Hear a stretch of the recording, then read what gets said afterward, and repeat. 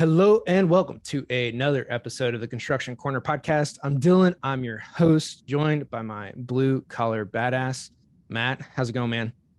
Things are fantastic here in Michigan, Dylan. We are rocking and rolling. Our season is just kind of getting into full swing. We got new projects kicking off. It's been an absolutely awesome week so far, and it's only Wednesday. How about yourself? Dude, I echo that sentiment. Had some good conversations last few weeks with engineering firms and talks with some design build contractors for software. And then after this, I'm going to get over the range for a little bit since I just had I guess, uh, joy of joining my local gun club. So I'm super excited about that. Yeah. Nice. Yeah, man. It's like 5 minutes from the office. That's a good place to be. It is. But without further ado, I want to introduce our illustrious guest, Rikki Atenburg, who co-owns and operates Western Heritage Consulting and Engineering and Works Construction based out of Casper, Wyoming, which I think you are our first person out of Wyoming. She's generated, yeah, no, it's, if you guys haven't been or driven through Wyoming, highly recommend it. I've done it a few times. Beautiful country, as well as Montana, that whole big sky country up there. 20 years of management experience in general aviation, which curious about, engineering and construction, and is continually pursuing opportunities to develop her employees, educate clients, and work on amazing natural resource projects, which one unique thing that I do want to cover is some of the irrigation projects and just water in general. I'll probably get on a little bit of soapbox about California, but just FYI. She's married to her amazing business partner, Ryan, and have two amazing children who are already learning to run equipment, which is awesome because we need future operators. But positive energy is her daily focus, giving and receiving to each person that she is around. So without further ado, Rikki, welcome to the show. Hello, gentlemen. Thanks for having me. Absolutely. Thank you for making time and coming on. We're looking forward to this one. Yes, likewise. It's an honor to be here, and I'm excited that I'm the first Wyoming guest. There's only 499,000 other people that you could call, so You're the one. I'm honored to be the first one here. Well, I mean, in kind of northern Colorado, Wyoming, Montana, and I know I'm lumping all you guys together. But in that kind of big sky country, some of the projects that, I think are being more pointed out, or really just Yellowstone is putting a light on your beautiful part of the state. But kind of run us through, I mean, have you been in Wyoming and in Casper for the last 20 years, or where did you kind of get your start in the construction industry? Sure. For construction, definitely started in Casper, Wyoming. We do work all over the Western U.S., sans California, for more reasons that you probably know than I do. But yeah, all of the general reasons we're not there. But we do focus our efforts all of Western United States. Water is our passion, whether it's the engineering division or the construction division, and just natural resources as a whole. So we started our construction firm 6 years ago, and that was at the advice of a very high profile client that we were working on his project, and we couldn't get a contractor to come do what we had just designed. And he flat out said, like, well, why in the hell don't you guys just build it? We were like, well, that's an excellent idea. Why in the hell don't we just start a construction company? And that's how it came to fruition. When we do the designs, mainly irrigation was our main focus back then. And it just seemed like there weren't very many general contractors that could come in and put in irrigation systems. And so they weren't intricate. It just wasn't what they did on a normal daily basis. And a lot of our clients are high profile clients, high net worth clients, that it's generally not their first property or their second or third property. This is their luxury property. This is what they want to come and make memories with their families. And so it's extremely important it gets done correct and it gets done timely. As you know, with all construction projects, time is money. So we decided, okay, we'll start a construction firm. Like, how hard can this be, right? My husband's a pretty brilliant man. He is the PE that is the brains of our engineering firm, and also the brains behind our construction firm from the engineering aspect. I'm the one that gets to put it all into process. So we just jumped. We said, let's do it. And we're very niche. We are very much a firm that there's not a lot of firms out there that do what we do. We work in very remote settings. Our projects are very diverse, and it's all centered around natural resources and the passion from the owner. Whatever the vision and passion that that owner has, we make it come to reality.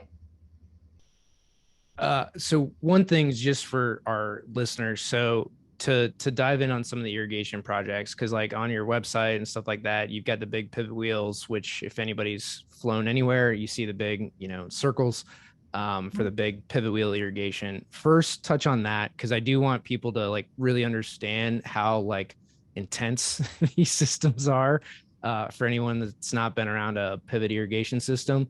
So let's start there. And then I do want to go into like what some of the unique applications are for irrigation systems that you might do for these kind of luxury and vacation type homes.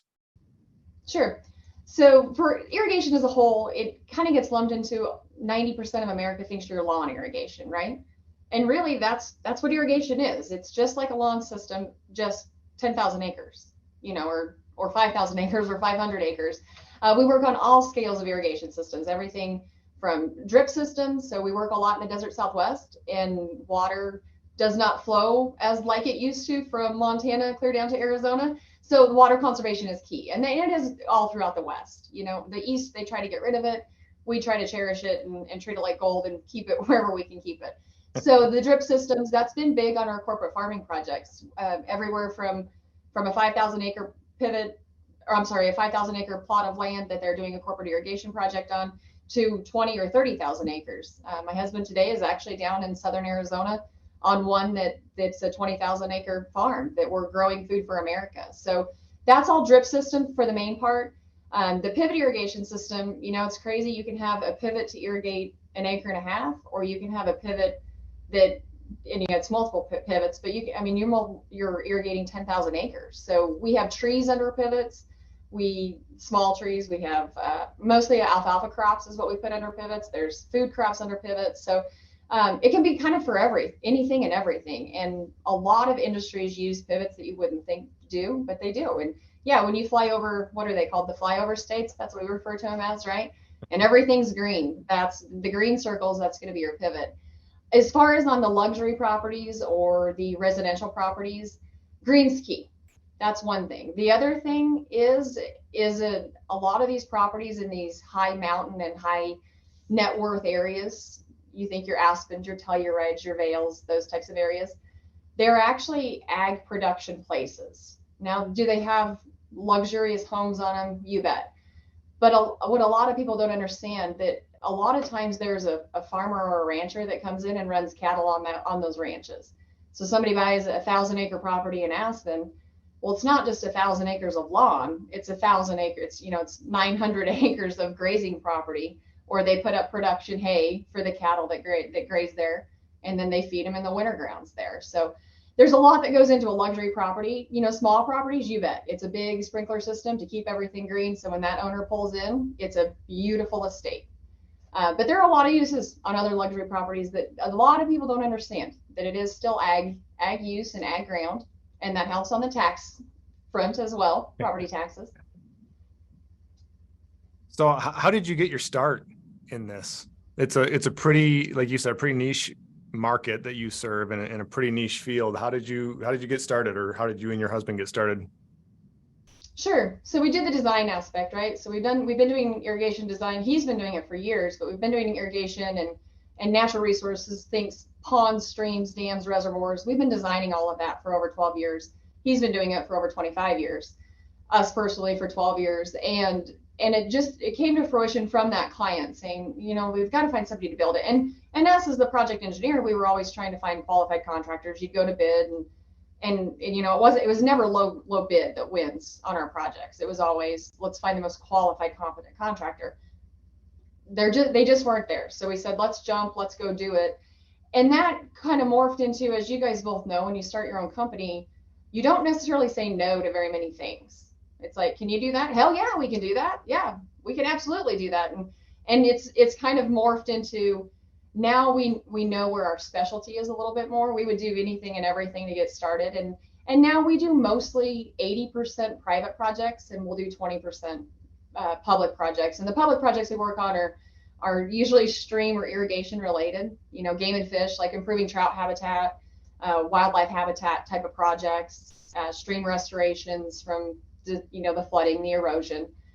So that's mostly what our public projects are. But our forte is bringing a vision to reality that one of our owners has. It's a very, very cool approach to the market. One that, we certainly haven't heard much about on the show. And I personally haven't heard much about it, period. In our world here in Michigan, our civil engineers and our design firms, they don't touch equipment. They wouldn't know where to put the key. And conversely, our earth workers, like, don't give them a drafting table, because they'll light it on fire. So to kind of marry those two together is awesome. So I got to ask you, I was watching, first of all, you have an awesome website, one of the better construction geared websites I've ever seen. I would highly recommend everybody check it out. But you guys have a video on there, and I guess it's you and your husband primarily. You bring up the term true design build. Can you explain that? Because that one rings close to my heart based on our own marketing, but I have a feeling it's at least slightly different than what I use it for. Probably very similar to what you do, yes, but as far as what we consider the true design build is that we are there from the very first vision, from right after this owner, and it's generally, I'm generalizing just because it's most of our clientele, but an owner calls and says, hey, I want to do something on this property, and we show up and we walk the property, or we get in a UTV and drive that property, and we stop along the way and we say, well, what's your favorite vision here? Well, I like that mountain, or I like that stream, or man, I want to sit here with my grandkids and fish. Like, okay, so we take note of that, right? And we drive all through the property. And then at the very end, we say, okay, so we talked through everything. What's your vision now? Because it's changed. It's changed from the time we entered the gate to the time we just come back to the pickup and sit down and go through the vision. And so we get to sit and help make their vision. A lot of them will show up and say, well, I don't care. I just want it pretty, and I just want a place to get away from everybody. Cool. But what does that mean to you? A gentleman comes in from New York, or a gal comes in from Florida. It's different than what it means to me in Wyoming, what my vision is. So from the true design build, we get to take the vision, and then we get to put it on paper. And, how many iterations it takes to finally find the vision, but then we get to design it. So then we're designing roads. Very first thing, how do you even access the property? So we start from the road aspect and design roads, and then design all of the underground infrastructure. And actually the last couple of years, we've started to go vertical. That was not something that we had ever planned on. Again, we had a client say, well, can you guys build this? Sure. Why not? Yeah, we can build it, and just don't say no in that aspect. But he was also one of those guys that is an extremely successful businessman himself. And he said, I know y'all have it in you. It's just a matter of pushing you off the cliff and making you do it. So, and that's what we did. But yeah, so design build, back to the original question, design build to us is we get to see it from the very beginning to the actual very end. And all of our employees get to touch it. Every single person that works in our company has some critical component in that project to the success of it. That is fantastic. That's very, very similar to what we do. We like to say we're the tip of the spear in any development process. And while ours is, primarily vertical, it's the same idea. We help our clients from zero all the way to handing them the keys. So I love it. And it's gratifying. It's I don't know. I don't know if that was the video that Ryan, my husband, actually got pretty emotional about when we were delivering keys to this home that we just built, and we both were emotional. Man, we've been there 3 years. Like we've done so many phases for you. That was phase 3, and then we just hand the keys over, and you're like, gosh, it's like a child, I'm giving you my child here.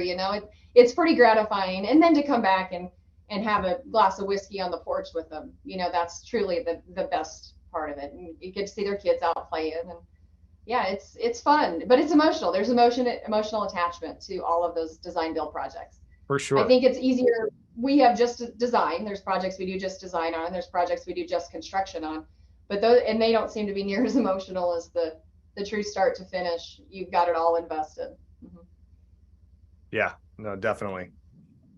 Well, and So well, oh man, I have so many ways to go with this, but one of the things I'd like you to touch on is, you know, just in hearing you speak, you deal with a lot of high net worth individuals, right? And when you talk about corporate farms, so I know a little bit about this, like a smidge about it, just for what we have in the Central Valley here in California, and then you extend that to like wine country, when people are, farming, well, so not necessarily some of the wine country, right? When we talk like Gallo, when they do everything soup to nuts and they're farming, 10,000 acres of grapes, or, you have 15,000 acres of nuts, right? Like if you eat a blue diamond almond, it comes from the Central Valley of California.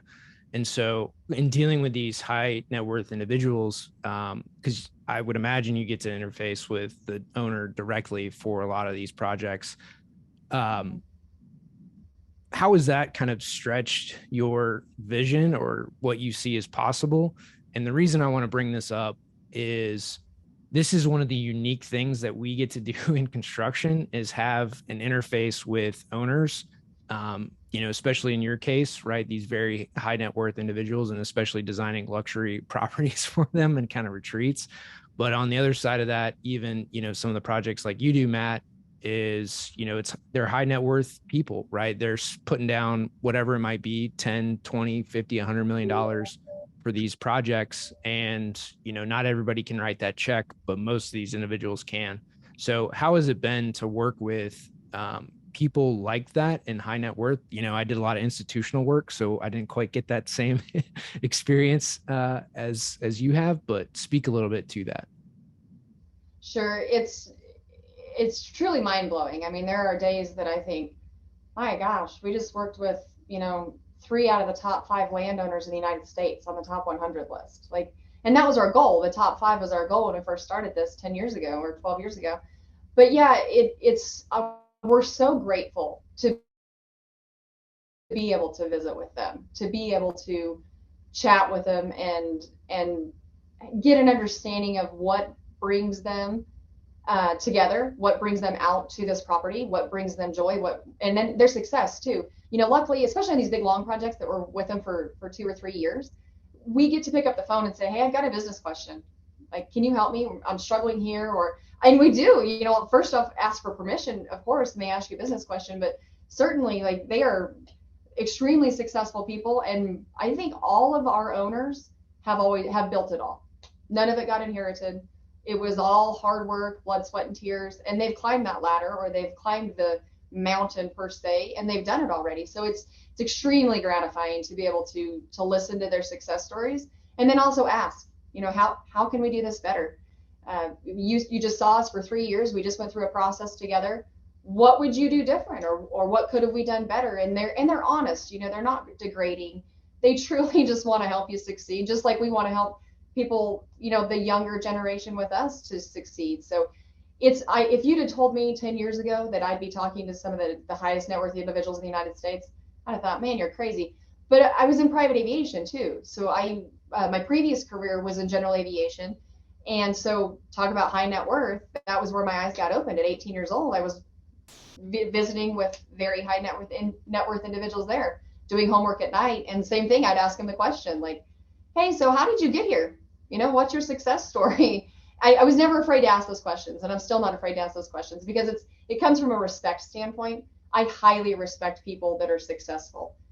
It blows my mind that there is so much success in the United States, and so many people are terrified of it. Like, there's nothing to be scared of. My gosh, they're willing to help you, and they're not kings or queens or anything like that. They're just normal people, but they're damn successful. And you know what? I want to be damn successful. So I hope by gaining the knowledge and information from them, whether it's business or personal, they're willing to share it. I'm willing to listen. That's so awesome. And I mean, I kind of, I don't know, I always expect this like in the Mountain West too, right? Especially coming to places, like Casper, like, well, I would say Billings over Bozeman, but in the Mountain West where you have, I don't know, like there's more of a respect in a lot of this for especially people that have been there. Like, I get that I'm a transplant for a lot of this stuff, but for someone like yourself, that's been in Casper for a long time. And so one other question, because so where I live in Tuolumne County in California, like until I'm here for like 2 generations or maybe 3, I'm not a local. Is that the same way in Wyoming? And Oh yeah, and unless you were born there, you're not a local in Wyoming, to be really honest. I was born and raised there. My husband was not. He's from Colorado, and he changed his license as soon as we moved there, of course. And he's still my family or friends. They'll be like, "So you're not from Wyoming?" And he's like, "Well, I've been here 12 years, so you're not from Wyoming." And we're very territorial up there. Yes, very territorial. And it's a morals and a values deal. It's how you grow up, right? And Wyoming people are good people. They are just good, and so is Montana and Colorado and the Mountain West certainly. But I am so proud of Wyoming. I'm so proud to be from Wyoming. There are so many multimillionaires up there that you have no idea. It's quiet money, it's quiet business, it's very big business, a lot of success, and it all comes from, you'll see on our website, built on grit is a big one of our mottos, right? You have to be gritty. It's cold. The workforce is small. It is a million miles to everywhere, and so there are some challenges in Wyoming that not everybody can handle. And there are days that I've ended the day in tears of like, if it could just stop snowing and warm up to above zero, please. And it would just make life easier and equipment wouldn't break down as much. So there's challenges in Wyoming, but oh my gosh, there's such good people up there, just as good as they get. And they're willing to help each other. You talked about the competition aspect of these guys want to help you. There's enough for everybody. It's not really a territorial place. And most people don't do the same thing. Everyone has something that's a little bit different that they do. We're not building high rises by any means. There's no high rises in Wyoming, so we just don't build them. Nobody has to compete on that. But even in the engineering, there's, I don't know, 6 or 7 engineering firms that are right in Casper. We don't do the same thing as the other 5 engineering firms. We just don't. Everyone has their own little special niche in it. And we partner with each other. That part's nice. Finding strengths in other contractors and other partners. Yeah, and then to go have beers together after the project's done, I mean, man, so, growing up, I was a farm kid, right? Raised cattle, horn Herefords, showed in 4-H, did all the 4-H stuff. And while I don't wear cowboy boots because I'm not an actual cowboy, never rode a horse. So, that's not my deal. But, to the point of that, right? The work ethic, everybody puts their boots on, they go to work. And I think that's, very much a Mountain West thing. And I say that very intentionally, right? So you cut off the coast and you really focus on, that mountain area of the West and just how everybody will work together. And really for all of you guys, like the ability to know what your strengths are, partner with other firms, right? Reach out for help. That is so crucial to, I think, a lot of success. And I know you just barely touched on it, but I think that's such an important point that you bring up. Yeah, and I was just at a Women in Construction conference, and diversity, exclusive, DEI. I don't even remember what it stands for. Diversity, inclusion, and something else, right? I sat there like a little bit dumbfounded. Like you don't have those issues in Wyoming. That's it's such a preconceived notion that we're the rednecks of the West and we're kind of just a bunch of dumb hicks out there, right? And yeah, we kind of are, to be really honest. I think we end up successful by the grace of God, but however, it's like you just don't have that up there. Like you do you, I'll do me. We're gonna be in business together, but that's it. We don't really tread on each other's territory. I don't know. It's just different. I was just dumbfounded. I was just like, oh my gosh, I can't even believe people have to fight these issues, because you shouldn't have to. You shouldn't even have to be talking about that. We shouldn't have to have DEI, programs in corporations, because why are we even fighting this battle? In Wyoming, we don't fight that battle. Yeah. And again, just from a historical context, I think in the Mountain West, it's a lot of, ranching stuff, right? You don't tread on me, I don't tread on you. You help put my cattle back, I help put yours back. You don't steal them or we hang you, like all that stuff of, historical Mountain West. It's a lot of respect. It's a lot of pride. And that's what, like, I hate to use the reference, but that's what Yellowstone brings up, is it's a Exactly. respectful thing of like, I do me, you do you, we help each other out, but there's a line that you just don't cross. And everybody just inherently knows that, like growing up and it's really like in farm communities and ag, like it's a lot of that where there's just that inherent, I think, respect for what everybody's doing, and if you need help, just ask, to your point, and they're more than willing to do that. And I think again, it's just, I really want to emphasize this. And then just at the scale that a lot of these guys operate on, these big farms, all that kind of stuff, like it is truly impressive if you've not seen these operations in how just massive they are. And then how humble the guys that run it are. They got boots Right. and blue jeans, pulling out of a pickup truck. They're not driving a supercar. No, no, they're not. Yeah, and I think, we have a saying, and it's a little bit rash, but it's, the more money you have, the more redneck you want to be. And that is, we have learned this from our clients, and we joke with our clients all the time about it. We'll say that, and we've actually had some pretty intimate conversations with them, and they're like, it's true. Like, you just want to go back to a simple way of life where everyone respects each other and you just go have your own kind of fun. But that's how we put it, is like, we just want to go shoot guns. We want to build this $10 million place because we want to shoot guns, we want to run around our four-wheeler. Okay, that's how we all grew up, right? And showing livestock. We want our kids to show livestock. We want them to understand about the care for an animal, and how much work it takes, and same caring for crops, and how important crops are. And you're in California, where it's the number one ag state in the United States, and Yeah. it's the hardest place to get anything done, the hardest place to get any kind of work done. And so you see that, like, you'll see posts on my social media side of things, and I'm like, man, we're feeding America. Why are we fighting so hard to not feed America when people are working inherently so hard to get things done? And then California, and I love California. First off, I love the wine in California. I'm a huge Yes. wine fan. So you talk about Gallo. I just got to go see their winery last year, so in their vineyards and such, and it was awesome. It was so much fun. But yeah, I don't know. It's just simplicity, right? People just try to get back to simplicity, and that's something that we pride ourselves on at Works and at Western Heritage. Common sense. We don't try to over-engineer things. We don't try to make things more difficult than they have to be. Let's look at the common sense solution to get an answer, and let's go that route. Well, and that's what this country was built on, right? It's the grit and determination and making it for yourself. And that's what most of us want, is we want to go and be successful, do our own thing, an honest day for honest work for honest pay. We want to get, independently wealthy, but then leave me the F alone. Stay out of my business. I'll bend over backwards for anybody, but stay the hell away from my shit, right? Just leave me alone, leave me to be. And I think you're in the perfect location geographically for that to still work, right? I mean, California, south of Dillon, is a whole enigma that we could get into on another show. But in Michigan, in Southeast Michigan, we're the same way, right? It's a lot of Midwestern farm boys, right? We still have a lot of those, still that hardworking.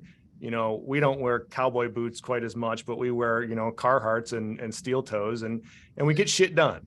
And those are the people that build this fantastic industry we're all in some fashion. And that's what we're trying to do and promote here, really, is exactly what you guys just kind of went on that little bit about. Is it's so much of that grit and so much of that hard work American value that people just forget is even out there anymore.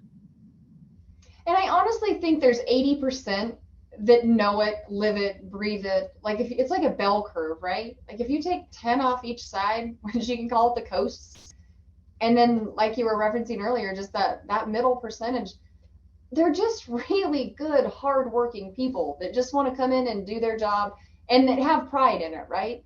Our guys, we have a small team, and our guys and gals are phenomenal. I mean, luckily we've got some really phenomenal engineering women that are coming up. We have good women in the construction side. And I'm a pro women can do anything, right? However, I'm not okay to put a man down to try to elevate yourself as a woman. That's something that is really near and dear to my heart. That's probably a whole nother show too. that we don't need to get into. But it's one of those of like empowering everybody and take pride in it. Our guys are so damn good. I would put our crew, honest to God, against any crew in America. They're so good and they have so much pride. And they come in and the job sites are clean, and they leave at night and the job sites are clean. That is someone's home that we're working at. That's someone's private property that we're working on. We don't even have to tell them. Like it's an unspoken rule. Every single one of those guys that work for us, it's clean. You know, they just take pride in it. And so I think that's it. They want to work hard, and they also want a product that they're willing to sign their name to. Because when you build your structures, you sign your name on it. Yeah. You know, that it literally sign your name on the beams part of the time, but you put your signature on that, and that is forever. That's your legacy. And so you want to make it damn good. Well, without a doubt. Communities like yours too. I mean, everyone knows everybody, you know, and everyone knows who did it. And, you know, one large landowner is going to talk to their neighbor, the next large landowner, and be like, hey, I like your thing. Who built it? Right. And that's exactly how we get business. Most of our business is all repeat business. We're referral business. Yep. And it's true, because if you screw up one of them and don't fix it, because all of us make mistakes, right? Every job site has a mistake. Every design has an issue. There's no perfect ones out there. So if you own it and you make it right, they're going to tell their buddies. Yeah. And then we get the call. Hey, Fred just told me that you just built his place, and I just bought one in Montana. Can you come help us up there? You know, and a lot of times we come into other communities that don't know us. So then it's small town. We all have small town America, right? And you've got all the eyes on you. And so our trucks start rolling in with our logos on them, and they're like, who the hell's Works? And so then the questions start coming. Yeah. And our guys our guys live there, so they'll go to dinner at the local restaurant or go get a beer at the bar or whatever. And then the questions start coming. Who are you and what are you doing here? You know, and we're very quiet. We don't say whose property we're working on. We don't say what we're doing. We have a high level of confidentiality. But boy, those questions come. And then all the looky-loos start driving by, right? The old F-150, F-250 pickups and the old man. What the hell are they doing over there? So it better be good when you have old George that's 85 years old and that's out there snooping every day. You better make sure your job sites are good. And the finished product better be damn good. Yeah, I mean, it's the unofficial mayor, right? And the bar knows all, and you're not going to hide too much for too long in places like that. You know, everybody knows everybody. Everybody talks. Everybody, you know, they all go hunting together. They all are at the bar together. They're all like, it's how it works. And I think even in, you know, bigger areas, like we forget that, right? That everybody knows everybody. Your secrets are going to get out. And who you're working for, what you're doing, whether you're good or not, whether you follow up with everybody, whether you do what you say you're going to do, is going to get out one way or the other. And I think, you know, to your point, and the projects you do, they're a little more elevated in that and a little more immediate in nature. But, you know, I think for all of us, it's important to remember that everybody is watching at all times, and they do know. They know. Yeah. Matt, I'm sure you get that, don't you? The looky-loos and and even on the commercial sites, you get the phone calls from the Karens that are driving by. You get those phone calls. Oh, absolutely. We get the phone calls. We get the folks that as soon as we leave, you know, once my guys leave at 3 o'clock or 4 o'clock in the afternoon, the townspeople think it's their playground, and they'll just go walking on through. And I mean, it's insane. We haven't had any major issues with it, but, you know, we'll go back the next day and the neighbor might come over and say, hey, you know, we were checking out this wing yesterday, and what are you doing over here? It's like, well, why are you in our building? What, you don't have anything to do with this. But it's like Dylan said, you know, it's all small town. It doesn't matter how big your town is, and your reputation precedes you. And that is all we have to go on. So, you know, as much as I don't like the neighborhood Karens hanging out inside my construction site, it damn well better be clean, and it damn well better look good, because like it or not, those are the people that make or break you, right? And it's the chatter that, as long as you can control the chatter and it's good chatter about your company, then it's all great. Mm-hmm.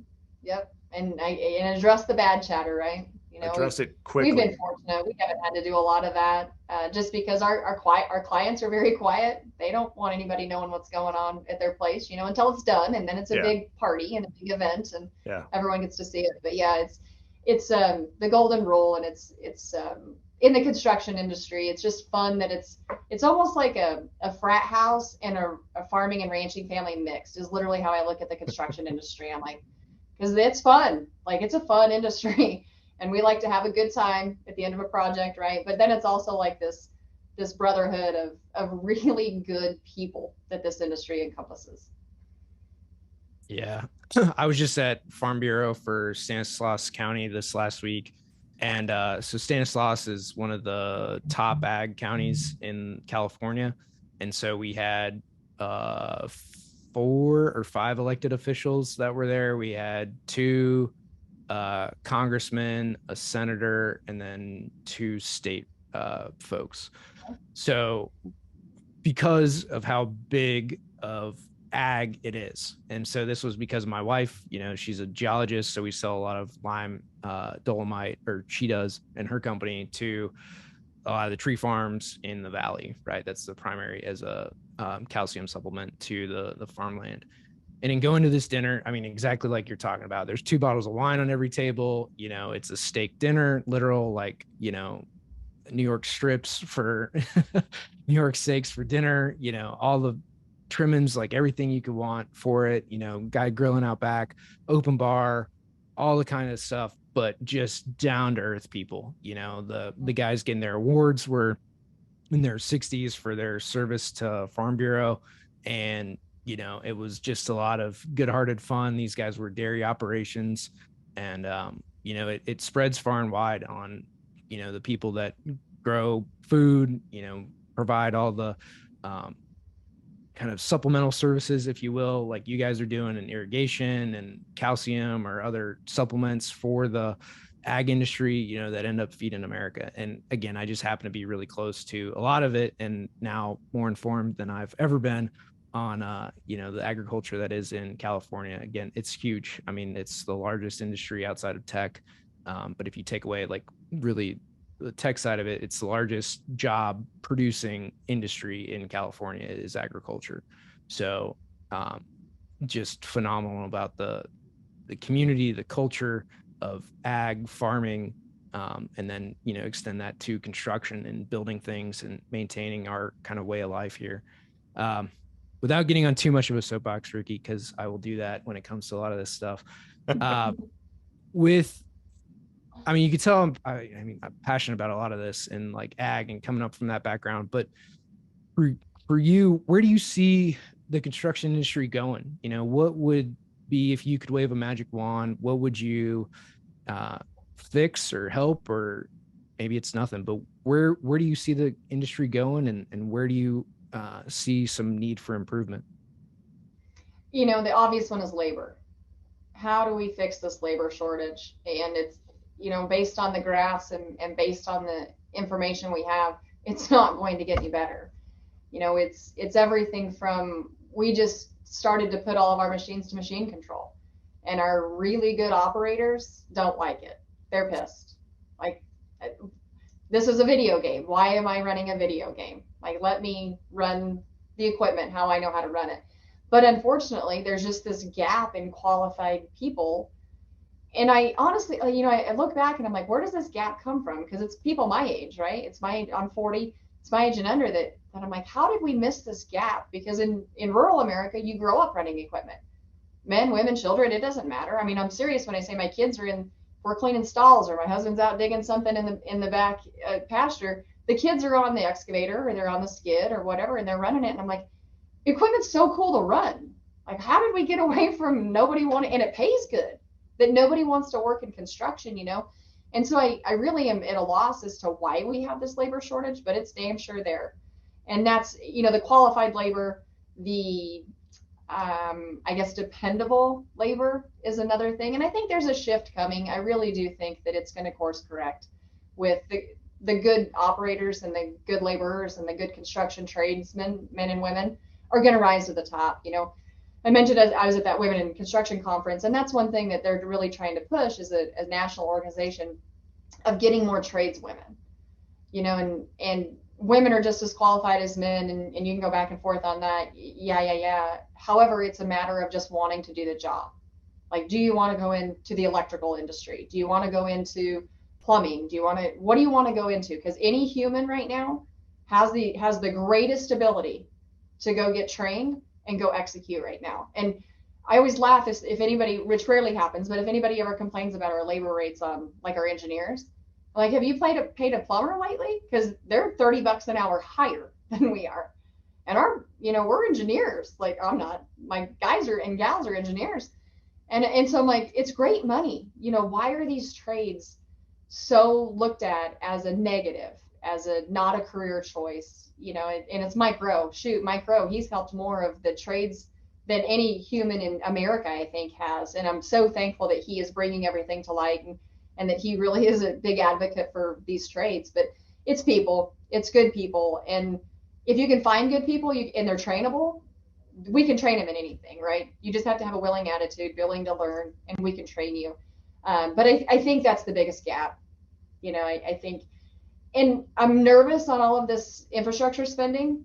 I'm curious, what's it actually going to do? Like California, right? Are we going to get dams built and reservoirs built? Are we going to get all that built, or are we going to stay in litigation for 20 years fighting and shooting ourselves in the foot? So I can tell I'm going to get you on your soapbox here. So first off, I will 100% echo the statement of, in this day and age, with as much mechanization as we have, men, women, it doesn't matter. You don't need the brute strength that has been required in the past in construction to be in the field. With as much mechanization as we have, you got pipe benders, you've got all the other equipment out there to really take the true, like, you need to be real strong to do this, out of the equation, to where men, women doesn't really matter. If you're willing to show up and do the work, you can do it. Like, there's not a strength component. I mean, there's some, like, let's not say that there isn't, but most of that has been taken out of the equation, I would say, in the field. I mean, I'll let Matt and Rikki, you guys. Well, yeah, I mean, it has. And to your point, I think, I don't care what you look like, what color your skin is. I don't care what language you speak or who you sleep with.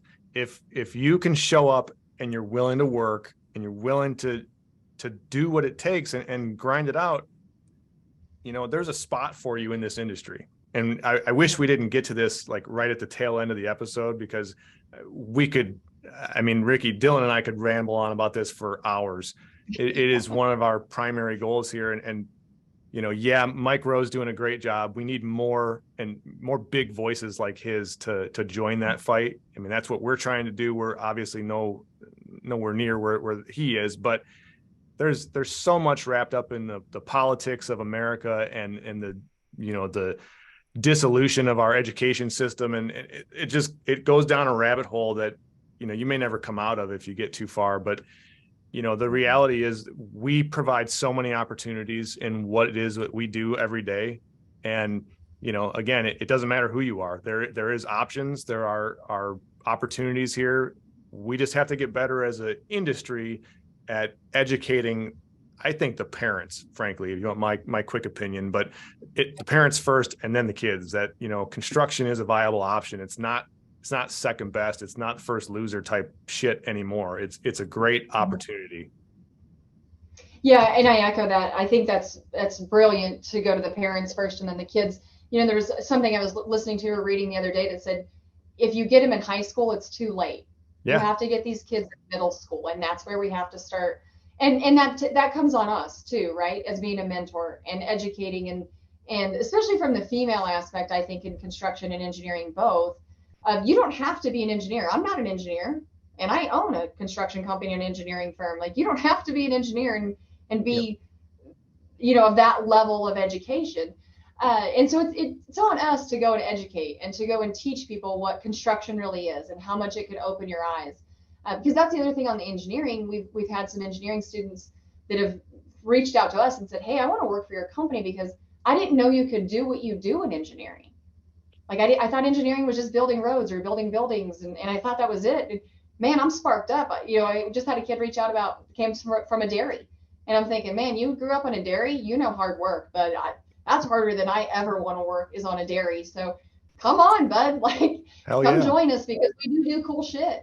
Yeah. That's what we do. It's fun. And so exposing that younger generation back to like, this is some cool stuff. You get to move dirt, you get to work around equipment, and it pays good. Like, it's not like it's cool and you have to work for $6 an hour. It pays good, and it does fall on us. And we're so busy as business owners, right? We're parents and we're business owners and we're trying to be involved in so many different things. That comes on us. It's our responsibility to start to educate that next generation. Yeah.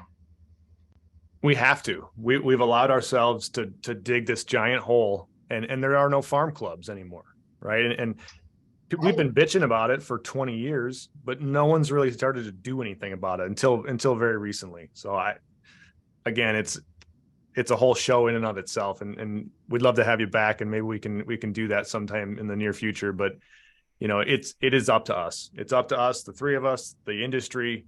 It's up to all of us to contribute and fix this problem. Because if this problem doesn't get fixed, we're all shit out of luck, real fast. Yep. Where are we in 10 years? Right. I mean, that's like, that is the crux of it right there, is we're 10 years away from shit falling in a big giant hole.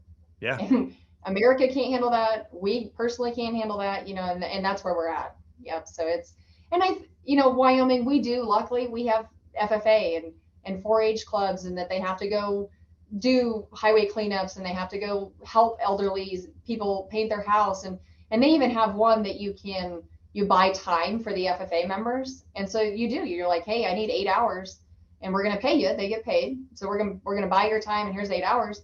Come help us clean horse pens. Come help us build fence. Come help us do just basic, what we look as growing up in rural America, as you guys did, what we look as basic things, right? Basic tasks. Guess what? If you can build fence, you can go get you a good paying job building fence at 14, 15, 16 years old. Yeah. More power to you.